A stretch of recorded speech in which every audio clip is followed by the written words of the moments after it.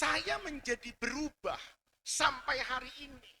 Tata kelola surat menyurat, berorganisasi yang rapi dan benar, nulis ADART, ya, komposisi ketika memimpin rapat, sikap duduk, upacara, komandan upacara, bagaimana? Itu Kiai Anwar Wahdi. Dan itu saya sampaikan. Assalamualaikum warahmatullahi wabarakatuh.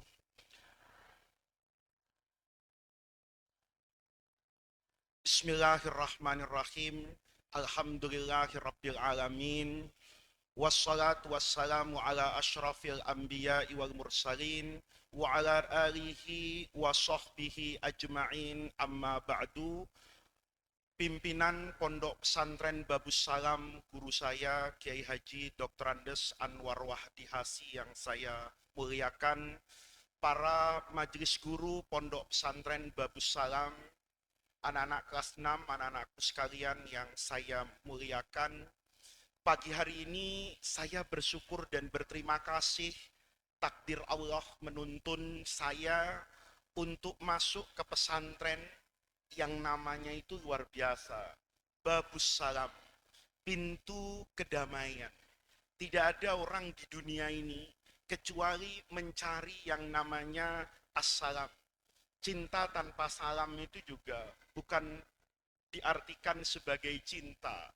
Alhamdulillah di pondok pesantren ini saya hadir, saya ingat betul dengan Kiai Anwar Wahdi. Saya ini mungkin di Darul Rahman itu adalah generasi pertama yang diajar oleh Kiai Anwar Wahdi. Kiai Anwar Wahdi itu masuk ke pesantren Darul Rahman kira-kira tahun 1988. Ini kalau beliau Ustadz Fudol ini tidak diajar, ya. Saya yang diajar pertama kali. Beliau saya biasa memanggil dulu itu Ustadz Anwar, nama penanya itu Andi, Anwar Wahdi. Itu memberikan sesuatu yang berbeda. Dan ini penting anak-anakku, kalian punya kiai seperti Kiai Anwar. Itu harus diambil keteladanannya.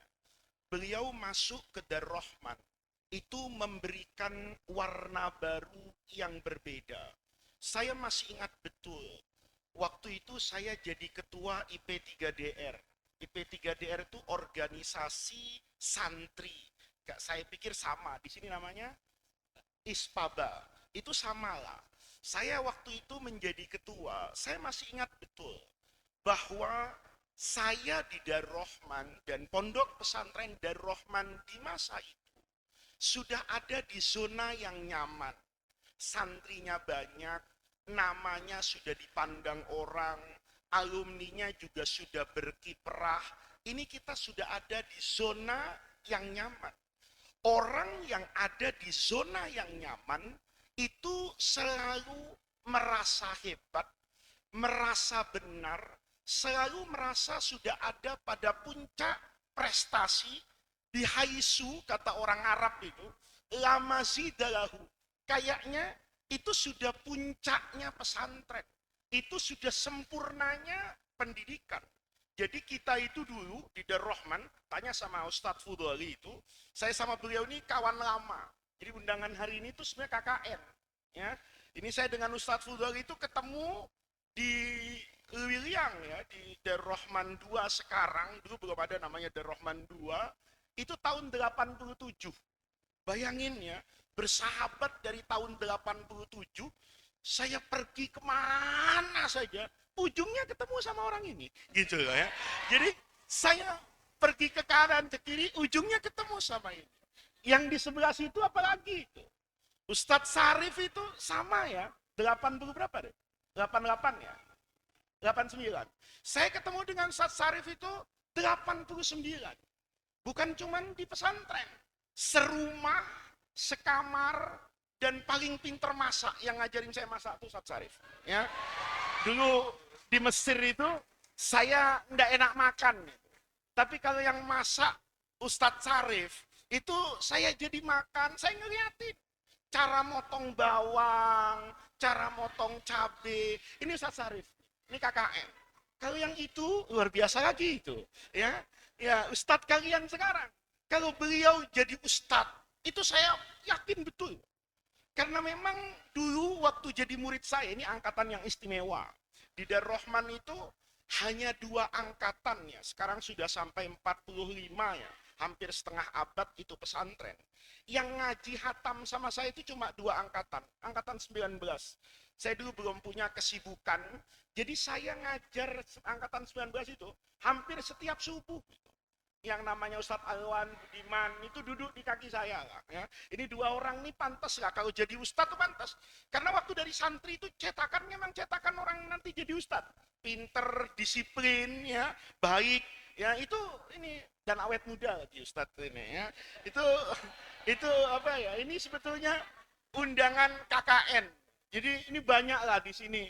Ada Ustadz Rijal ya. Itu dulu Rijal masih ngajar. Sebab Rojali, anak Kalimantan tuh ya. Itu tulisannya bagus. Dulu kalau kelas 6 kan suka diperiksa bukunya itu. Tulisan buku saya itu yang nulis itu Ustadz Rojali. Itu saya panggil dulu, kamu salin catatan saya karena tulisannya itu bagus. Jadi hari ini saya mau cerita. Di tahun 88 itu saya merasa bahwa Darul Rahman itu baik, sempurna, hebat. Datang Kiai Anwar.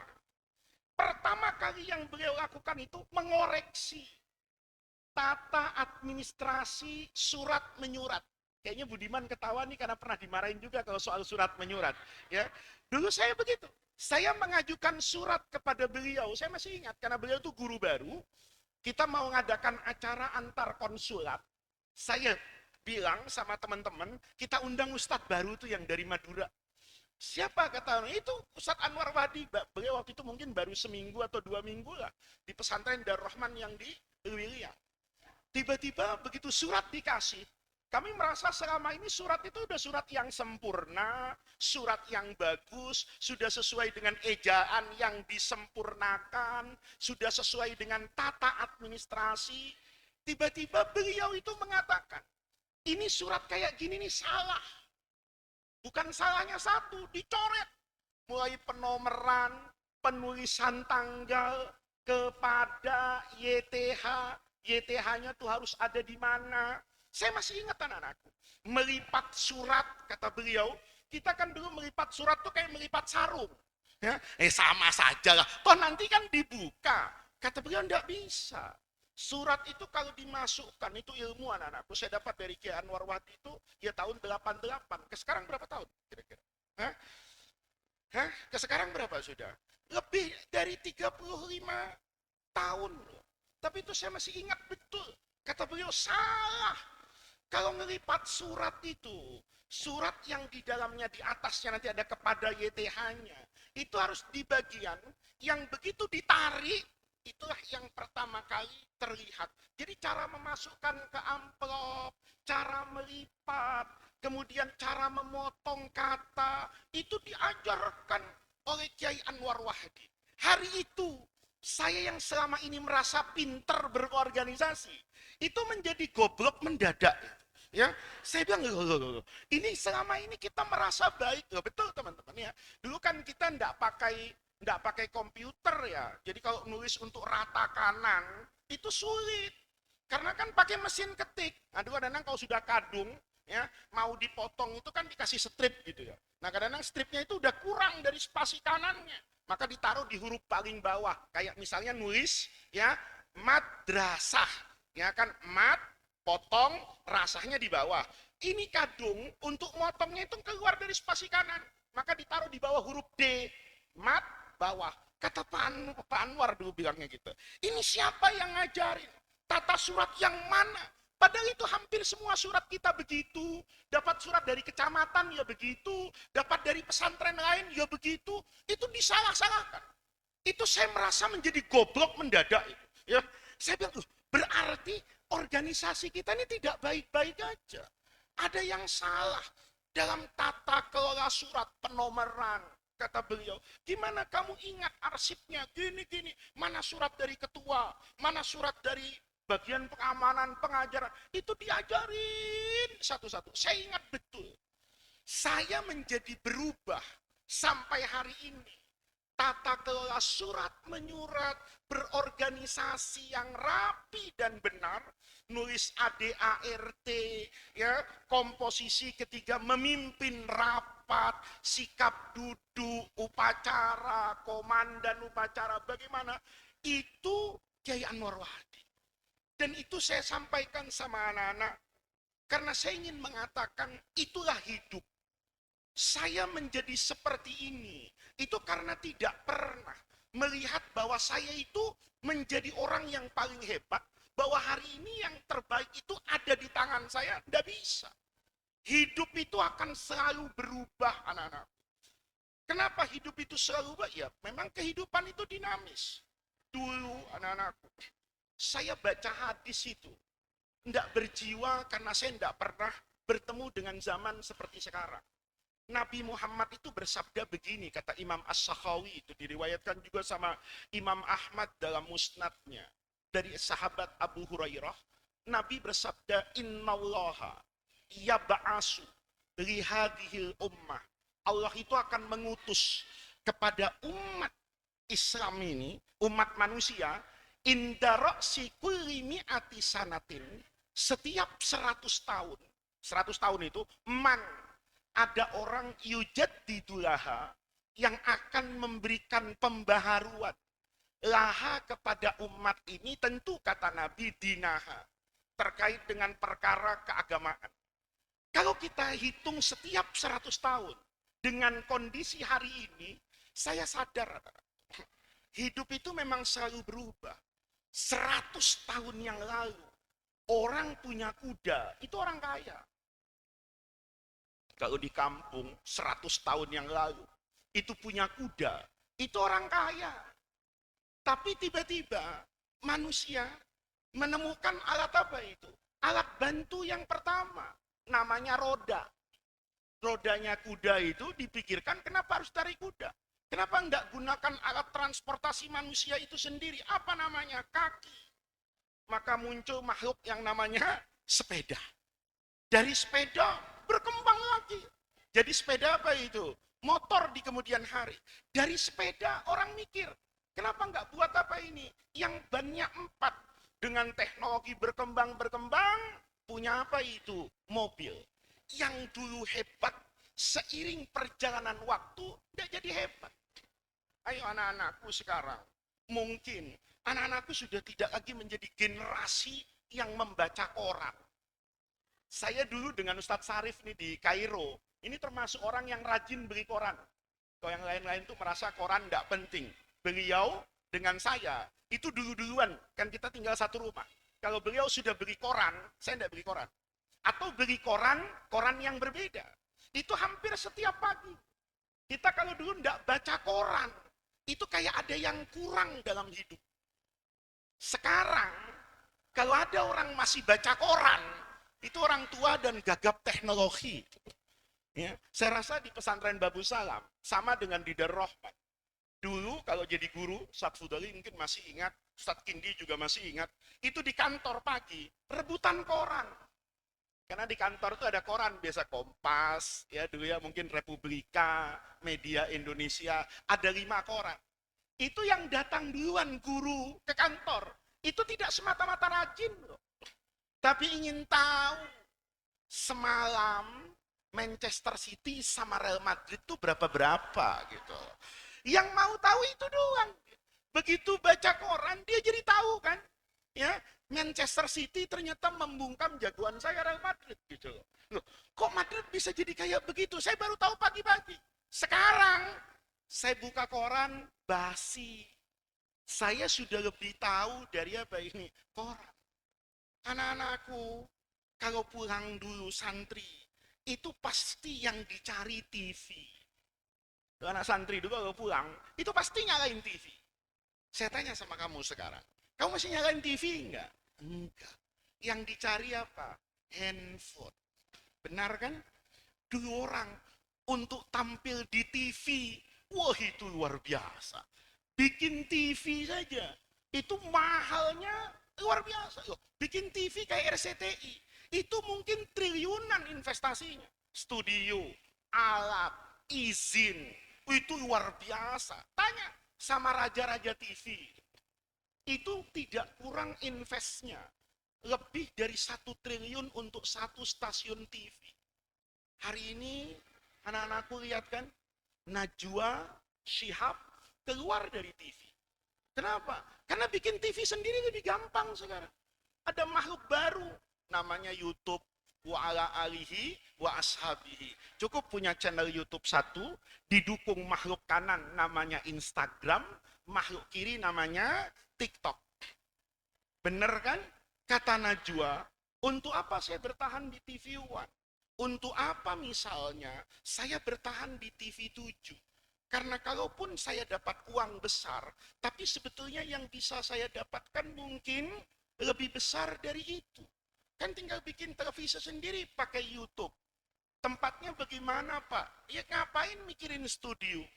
Tinggal sewa apa itu? Hotel. Lihat anak-anak. Dunia itu berubah. Begitu orang mengatakan, untuk apa saya ada di TV? Saya mampu buat TV sendiri. Maka dulu tuh pernah ada wartawan itu rada kaget. Sudah zaman kayak gini tuh nelpon saya. Pak Faiz, saya wartawan dari media besar. Ada apa mas? Saya, Pak mau nggak masuk TV? Saya bercanda, takut mas, kesetrum. Badan saya besar masuk TV kayak gitu gimana muatnya? Oh Pak Faiz bisa aja katanya. Terus, ya udah Pak, pesantrennya Pak kita masukin TV ya, nanti untuk Ramadan di TV gini. Iya, ya udah nanti ketemu saya. Saya kan sibuk. Dia nanya, Pak Faiz, kapan ada di pesantren kita ngobrol? Waduh Pak, saya maaf, saya masih di sini, saya masih di. Jadi dia merasa diputer-puter sama saya. Nelpon mungkin ke-11 kali. Dia marah, rada marah sama saya. Pak Faiz, Bapak serius nggak sih pesantrennya mau masuk TV? Saya digitukan, saya senyum, saya bilang begini, Mas. Mas ini wartawan lama apa wartawan milenial apa wartawan kolonial? Kalau Mas tawarkan itu ke saya tahun 2000, mungkin saya perlu sujud-sujud sama Mas. Supaya pesantren saya masuk TV. Jadi sekarang yang butuh masuk TV itu kan bukan saya, Anda. Karena saya mengekspos pesantren itu jauh lebih strategis dan lebih cepat lewat TikTok. Ayo. Anda bikin misalnya acara ya dari pesantren ke pesantren bulan Ramadan, ya kan? Disiarkannya bisa jadi habis subuh. Orang habis sahur tidur, habis subuh tidur, tidak ada yang lihat. Begitu tayang di Anda, untuk cari ulangannya sulit.